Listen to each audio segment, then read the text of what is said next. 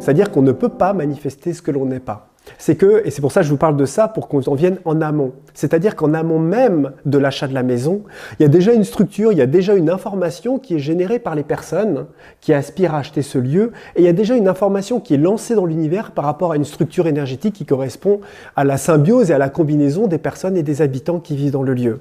À partir de là, cette information qui est envoyée dans l'univers ne va pas attirer à elle les synchronicités, ne va pas attirer à elle n'importe quelle synchronicité, et va attirer pratiquement, exclusivement, dans les possibilités en tout cas, les maisons ou les lieux qui sont en adéquation avec ce type de vibration. On voit bien à un certain niveau. On pourrait pas, vous allez à une soirée, vous êtes célibataire, on n'attire pas n'importe qui. Vous voyez, même quand on regarde, on voit tout de suite avec qui ça pourrait aller, avec qui ça pourrait pas aller, avec qui ça va, avec qui il y a une affinité, avec qui ça passe. Et naturellement, notre énergie, automatiquement, on va dire, on se retrouve forcément... voilà. Si en tout cas on a une aspiration à rencontrer quelqu'un, ah oui, parce que forcément, si on a une aspiration en tout cas à rencontrer quelqu'un, on voit bien qu'on a une attirance automatique, il y a quelque chose qui est lancé, il y a une information, on va dire, qui est là, qui va nous mettre en relation avec un certain type de personnes. Mais on voit bien que ce n'est pas toujours les personnes qui sont, je dis entre guillemets, bonnes pour nous. Mais elles sont très complémentaires généralement aux choses qu'on a à régler ou aux choses par lesquelles on est attiré. Complément, opposition, enfin on va voir tous les principes d'inversion, aussi bien complémentaires que inversés, avec laquelle on va aller. Et c'est pas par hasard qu'une personne dit voilà, ça fait le 5e compagnon que j'ai et c'est la 5e et que j'ai le même problématique. Voilà, j'attire toujours les mêmes personnes. Alors en ce moment, la mode, c'est les pervers narcissiques. Donc je prends cet exemple-là parce que c'est tendance. Mais il pourrait y avoir d'autres types de personnes qu'on pourrait attirer. Donc au niveau de l'habitat, c'est un petit peu la même chose dans le sens où à partir du moment où des personnes veulent avoir un habitat et cherchent à acheter un lieu, automatiquement, si vous voulez, vibratoirement, au niveau des lois des synchronicités, la vie et l'univers s'organisent et nous ne pouvons pas attirer à nous, quelque part, les choses qui, entre parenthèses, ne nous ressemblent pas ou ne peuvent pas être complémentaires, ou, enfin, comme je vous ai dit, par tous les principes, opposés et inversion. Ce qui veut dire que, et c'est ça où là c'est extraordinaire, c'est que toutes les problématiques que l'on retrouve dans le lieu, les cases manquantes, le lieu un peu tordu, les problèmes d'aménagement, les problèmes d'arrivée, ou même les situations dans lesquelles la maison est placée, a une extraordinaire symbolique par rapport à ce que vivent les personnes et là où elles en sont aussi dans leur vie, leur aspiration ou les problématiques en tout cas qu'elles ont. Et ça c'est extraordinaire parce que très souvent on se dit « ben oui mais moi, ce lieu c'est pas moi, je l'ai acheté mais maintenant ok je veux bien que ce soit moi parce que c'est moi qui ai décoré. Mais au moment où je l'ai acheté c'était pas du tout... voilà, c'était quelqu'un d'autre, c'était une autre histoire, etc. Et oui et non. Et c'est là où il faut réussir à démêler et à comprendre, réussir à lire les symboliques pour voir un petit peu les choses. Et là, on a un deuxième principe autre qu'ensuite, forcément, la personne va manifester, va incarner à elle les actions, la déco et les choses qui vont vivre dans le lieu. Mais là où c'est intéressant, c'est qu'à partir du moment où la personne achète ce lieu, quel qu'il soit, la personne achète ce lieu, il y a un deuxième principe qui se met en route, c'est le processus d'identification. Mais ce processus d'identification qu'on a l'habitude de nommer souvent pour le je m'identifie à la personne, etc. Et ben là, ce processus, il existe aussi pour les objets et pour les choses et les maisons et les lieux en fait. Tout ce qui est lié au phénomène de possession. Regardez, à partir du moment où on s'identifie à la personne, on a une sorte de projection de conscience, comme ça, une sorte de processus d'identification à la personne, et on se met... Si on a des traumas, des problèmes émotionnels, etc., on se met à vivre ces problèmes émotionnels parce qu'on s'identifie à ce qui nous traverse. Vous voyez ce que je veux dire? Mais ce qui nous traverse, quelque part, nous traverse parce que c'est attiré quelque part ou complémentaire avec un certain terreau, un certain terrain quelque part qui est fertile à ce type de phénomène qui nous traverse. Autrement, ça ne nous traverserait pas. On est OK. Et bien, c'est un petit peu la même chose en définitive par rapport au lieu. Vous voyez, on a le même processus. C'est-à-dire qu'à partir du moment où on s'identifie au lieu et on l'a, donc déjà on a attiré quelque chose qui était, on va dire quelque part à notre image. Ensuite, une fois qu'on y est, il y a comme une sorte de projection d'identification, une sorte d'adombrement quelque part, de division, de projection de conscience qui se fait sur le lieu, sur la forme, et d'un seul coup, c'est comme si un double énergétique à nous, parce qu'il faut bien comprendre que le plan physique a un autre corps subtil. le plan physique extérieur. Vous voyez, on parle toujours des corps subtils, corps éthérique, vital, mental, spirituel, etc. Mais on avait vu que le plan physique lui-même était un corps subtil collectif. Et que si on agit dessus, et c'est le principe du Feng Shui, on agit sur toutes les personnes. Et si on agit dans notre propre sphère, de notre propre monde physique, on agit sur nos propres corps. Vous voyez? Donc, c'est tout le principe. Donc, si en plus on a un processus d'identification, c'est-à-dire une projection de notre propre conscience qui est fait sur notre propre lieu, si on agit sur notre lieu, on agit automatiquement, par principe d'inversion quelque part, sur nous-mêmes. Mais là où c'est intéressant, c'est que ça se fait dans l'autre sens. C'est-à-dire qu'à partir du moment où on a un lieu, et là on est dans un lieu dans lequel on harmonise aujourd'hui, et dans lequel, et vous allez le voir, donc les personnes du lieu vont nous partager ça, depuis qu'ils ont acheté, il y a la chaudière qui a lâché, il y a des problèmes de plomberie, l'électricité déconne, etc. Alors que ce n'était pas censé déconner avant. Hein. Bon, après, peut-être que les personnes qui ont vendu ont dit que ça ne déconnait pas, mais malgré tout, il y a quand même voilà, nombreuses choses qu'on lâché. Et c'est un peu la même chose, vous savez, aussi quand on a une voiture. On a une voiture et puis d'un seul coup, on l'a achetée, elle était soi-disant en bon état et d'un seul coup, tout lâche. Donc là, après, il y a plusieurs symboliques. Hein. D'une part, peut-être la vibration, quelque part, de la voiture qui doit, quelque part, de par cette projection de conscience, être capable d'intégrer des nouvelles énergies qui n'ont rien à voir avec ce avec quoi elle vibrait. Parce que les objets, c'est pas... On parle de matière, mais tout ça, c'est pas que de la matière, on le sait bien. Hein, c'est un ensemble de vibrations, d'informations qui est cristallisé, mais qui se syntonise aussi avec notre propre fréquence, avec notre propre rayonnement. Vous voyez ? Et comme dans une relation avec une personne, ça va, ça passe ou ça passe pas, hein, à un certain niveau. Et si notre vibration n'est pas adaptée au lieu et le temps que s'intègre quelque part la projection de notre conscience sur le lieu, il y a des choses qui ne supportent pas la vibration, qui n'est plus adaptée, ou au contraire des blocages en nous qui sont aussi projetés dans le lieu, on va dire au moment où on l'investit, eh ben, il se peut que les objets, les choses qui vibraient sur une certaine fréquence liée à la conscience des anciens habitants, eh ben, de ce fait lâchent. Et cela nous donne aussi l'opportunité de changer, de mettre quelque chose à notre image et de remodeler quelque part un petit peu le lieu. Donc c'est pas anodin en fait, toutes les petites choses qui lâchent comme ça dans le lieu et les problématiques. Et ce qui est intéressant, c'est que toutes les symboliques qu'il y a derrière, hein, c'est pas juste innocent en disant voilà on va faire une lecture, c'est qu'il faut voir où est-ce que ça a été placé, la symbolique aussi de l'objet. Hein, parce qu'on a plusieurs symboliques. Hein. La symbolique n'est pas la même, comme je vous disais, effectivement, avec l'eau et avec l'électricité.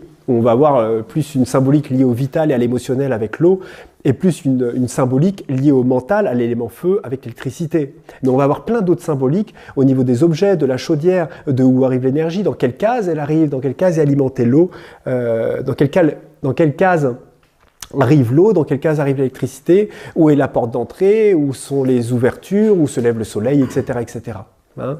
Alors, avant de rentrer dans une vision beaucoup plus technique, quelque part un petit peu du Feng Shui, du Vachtu et des différentes écoles, même du Feng Shui, il y a quelque chose déjà d'extrêmement intuitif, de simple, que chacun devrait pouvoir remarquer. Là, on rentre vraiment dans les premières choses. C'est déjà de savoir à quel niveau, quand on arrive dans le lieu, quand on se promène dans la maison, quand on regarde les couleurs, on est tout de suite touché par la disharmonie, par la difficulté d'y aller, par une oppression qui peut être vibratoire, par des couleurs qui n'ont pas l'air d'être adaptées, hein, par des arbres ou une végétation excédente, hein, ou on va dire une forme de la maison qui paraît vraiment étrange, dans laquelle on se perd. Au bout d'un quart d'heure, on est perdu dans la maison. C'est pas bon signe, ça. Vous voyez, un petit peu dans une visite d'un lieu. Et donc, ça, c'est des choses que naturellement, vous savez, le Feng Shui, il y a une vision qui est très complexe et profonde derrière. Mais avant tout, il y a quelque chose de très pragmatique, de très simple, de très très intuitif. Et il est possible, de manière très facile, si on arrive à avoir cette capacité de neutralité, cette souplesse aussi des corps, de pouvoir ressentir, si on est vraiment réceptif, ce qui déconne en définitive simplement dans un lieu. Hein. Et ça, là, il y a aussi, bon, on va le voir, hein, plusieurs manières un petit peu de faire, parce qu'il ne faut pas, quand on vient faire un travail chez quelqu'un, commencer avec ses propres références et ses propres préférences. Parce que si on commence à rentrer là-dedans, c'est évident qu'on ne va pas aimer la couleur des rideaux. C'est évident qu'on ne va peut-être pas aimer l'exposition ou là où est situé le salon. Donc il va falloir faire un certain travail pour avoir une vision vraiment neutre et réussir à se syntoniser, avec la conscience, l'aspiration des habitants tout simplement qui vivent dans le lieu. Et là, ça va demander effectivement un petit peu de réussir ce décollement, ce détachement quelque part de la conscience pour laisser une fréquence plus haute venir imprimer quelque part en nous alors je ne sais pas si je m'exprime bien hein, dans le truc, mais ce qui permet quelque part d'avoir des informations qui ne sont pas liées à nos schémas de référence hein, et à nos préférences, hein, mais qui est lié à quelque chose qui nous paraît juste pour la personne. Vous voyez? Alors après, c'est vrai qu'il y a des règles, il y a des choses, il y a des formes de pièces, il y a des polarités aussi, hein, d'éléments un petit peu dans le lieu, mais il faut essayer d'aller plus profondément que ça. Autrement, le problème, c'est qu'on va être d'une manière très méthodique et très technique, commencer à réciter une sorte d'ensemble de protocolaire un petit peu feng shuiiste, hein, dans lequel on va un peu imposer des solutions qui ne sont pas du tout en fait adaptées à la personne. Ne serait-ce que si on était simplement à l'écoute du lieu et on proposait des solutions très pragmatiques. La chose, c'est que, comme je vous disais, qu'on circule, que ce soit propre, que ceci, que cela, bon, on a vu principalement les choses. Après, effectivement, avec une petite possibilité, on va dire, d'appréhension différente au niveau des portes, comment on ouvre les portes, les baies vitrées, ce qu'il y a devant, les hauteurs de plafond, les éclairages, etc., où on peut aller un peu plus profondément dans les choses. Il y a quand même une vision très très intuitive. Et c'est cette vision-là à laquelle il faut vraiment faire attention, parce que c'est la partie qui parle. Notre cœur, notre conscience et nos corps nous parlent en fait à chaque instant. Dans une pièce, si même l'onde de forme n'est pas bonne, ne serait-ce que l'onde de forme, les corps les sentent. Et il y a une différence vibratoire entre le fait de sentir mal dans une pièce parce qu'il y a une source, de sentir mal dans une pièce parce qu'il y a une faille qui met en lumière une résonance vibratoire, et ou celle de se sentir mal parce que c'est l'onde de forme de la maison qui va mal. Vous voyez ? Donc après, on peut faire des travaux hein, de rectification, de neutralisation de certaines choses. Mais là, on ne va pas les faire, ou ça va être beaucoup plus difficile de les faire au niveau physique. Hein. Après, on peut rétablir avec des miroirs, avec des choses, en enlevant certains objets ou en cassant des cloisons. Hein, on va peut-être pas proposer ça aujourd'hui, je ne crois pas qu'il soit en état aujourd'hui d'entendre ça. Mais vous voyez un petit peu ce que je veux dire hein, dans la vision. Donc c'est en fait tout ça et toutes ces propositions qu'on va devoir un petit peu trouver, comprendre et lire. Et les étages, pareil. Les étages n'ont pas les mêmes symboliques. Le bas n'a pas la même symbolique que le haut, etc. Là où dorment les personnes, si elles dorment en haut ou en bas. Les chemins d'accès, là où on gare les voitures. Mais même la marque de la voiture, la couleur de la voiture, le numéro même de l'adresse des personnes, avec le numéro de riz, avec le nom de la rue. Tout ça, ça a des symboliques. Ça nous paraît comme ça extravagant, etc. Mais moi, après avoir fait des centaines de maisons, mais je suis même plus étonné. Enfin, je veux dire, ça corrobore, on va dire, exactement la symbolique. On n'aurait même presque pas besoin de connaître les gens. Vous savez, c'est comme une personne qui fait un référentiel de naissance en numérologie ou en astrologie. Et il est épaté, quelque part, par les synchronicités, les évidences, on va dire, qui correspondent exactement à la personne. Les constellations, les chiffres, les formes, tout ça c'est vivant. C'est un ensemble qui s'assemble par synchronicité par rapport à ce que vibre, à un monde de vibrations qui s'agrège, qui vit, qui danse, on va dire, en complément, en opposition, en inversion, etc., etc. Et nous, on a tellement structuré, divisé le truc, on s'est tellement coupé qu'on a du mal à imaginer. Et quand on vit comme ça une petite symbolique qui paraît un petit peu bizarre, comme ça, avec un chiffre, un chemin de vie, etc., on est étonné, on dit « mais c'est incroyable quand même ». Et même le nom des lettres du prénom ou du nom. C'est pas possible, je ne l'ai pas choisi, c'est mes parents. Puis mes parents, ils ne croient pas à tout ça, donc ils n'ont pas pu choisir un nom qui fait que les lettres sont... Et quand on regarde tout ça, on est étonné que voir que même avec un prénom et un nom, on est capable de faire un schéma, quelque part, sans mettre en boîte les gens, bien sûr, hein, parce qu'on est beaucoup plus vaste que ça. Mais malgré tout, il y a une sorte de constellation vibratoire sur différents plans qui s'est assemblée dans toutes les parties de notre être. Et qui continue à le faire en permanence dans les synchronicités présentes, des situations que l'on vit, du lieu qu'on a choisi, des objets qu'on fait, des paroles qu'on dit, des gestes que nous faisons, vous savez. C'est comme je disais, tu sais, un petit peu, où quelqu'un on dit oui, mais tu vois, moi je pense que... Et si la personne met son mal là, c'est qu'elle parle avec son plexus, elle parle avec ses émotions. Et si la personne elle dit oui, mais en fait, je te disais la dernière fois, tu sais que là, elle parle avec son cœur de mettre la chose. Hein. Et si la personne, non mais attends, mais ça va pas la tête, vous savez. C'est avec le mental, c'est la raison qui parle. Donc, mentalement, au niveau raisonnable, ça ne l'est pas. Et celui qui dit, non mais attends, mais Non mais on peut pas. Voilà, ça montre qu'il est coupé là, il y a quelque chose qui circule plus, la personne est perdue. Vous voyez, on a dépassé le mental, là on a coupé le coronal. Hein. Vous voyez, donc tous les gestes que nous formons en fait en permanence, eh ben, ont une symbolique et signifient aussi des états d'être. Mais ça ne se situe pas simplement que dans la gestuelle. Tout ça, c'est lié aussi à ce que l'on manifeste dans les objets, dans les formes, dans la parole, dans les mimiques, n'importe où. Tout, on ne peut pas manifester ce que nous ne sommes pas.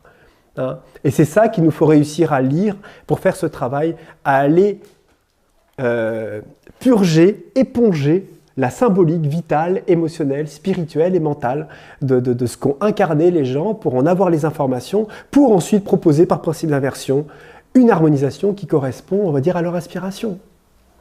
Et à ce qu'on peut faire pour neutraliser et permettre de réharmoniser tout ça. Et ça, c'est juste le plan physique. Après, il y a d'autres plans qu'on avait vus ensemble.